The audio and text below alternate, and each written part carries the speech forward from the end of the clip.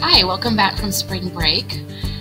Today we are looking at Romeo and Juliet, the famous play that mostly all high schoolers eventually read and study.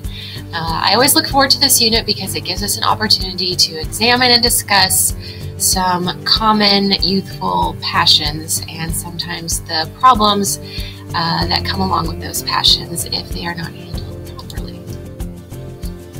So the two families here, the Montagues and the Capulets, are enemies. And you'll see some of the hasty decisions made in this context.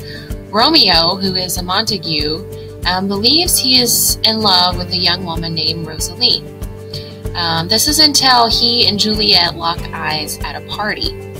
So he's in love with one girl until he sees another girl who he's attracted to, and so he does away with Rosaline and goes with Juliet. Juliet seems to like him too. She agrees to marry him in secret, so it's a secret wedding and love. But Romeo ends up killing her cousin and is banished. So I would encourage you to ask yourself as you read this, is this an example of real love? Most every year that my students evaluate this with me in classes prior, at the beginning of the unit I'll say, is this true love? And they'll say, yes, yes it is. And by the end, as we read it, discuss it, and evaluate their decisions, most of the time my students change their mind. So we have to be really careful with the juices of youth that we experience, that we are not following the example of Romeo and Juliet,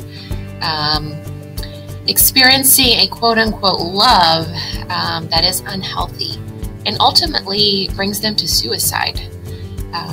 Of course, we're trained to think this is romantic. They were so in love, they couldn't live without each other, so they just killed themselves. And we hear this in popular songs today. I can't live without you, you're the air that I breathe. If you truly, truly cannot live without someone, that is a very unhealthy level of affection. It's like, it's godlike. And the only one we truly cannot live without is God. Now, it would be very difficult to lose a loved one, to lose your spouse, you know, the person you're in love with, a child, a parent. Those are very difficult things, but you can live without them.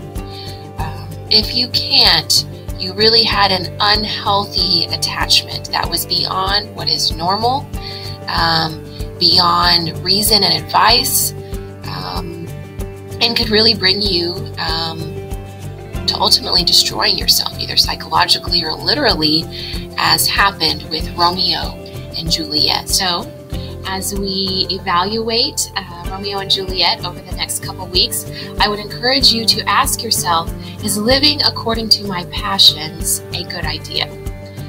Keep in mind how Romeo switched passions so quickly from one woman to another woman to even killing himself, and how Juliet said, Romeo is the god of my idolatry. Where did that idolatry lead in their lives? I look forward to your responses and the discussion we'll have in class.